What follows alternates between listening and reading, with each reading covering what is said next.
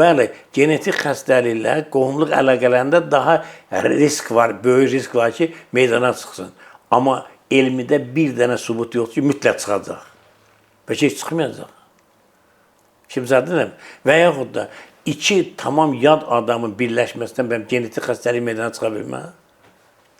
Çünki yeni bir onsuz da gen əmələ gəlir də, iki gen birləşir, yeni bir gen əmələ. Sən oradan bilirsən ki, o iki sağlam genin birləşməsi xəstə bir gen yaratmır. Bunun üçün elmi sənin əlində spravka yox, araşdırma. Ona görə də baxırsan ki, hətta başqa millətlərdən doğulan ailələrdə bu cürə genetik xəstəliklər meydana çıxır.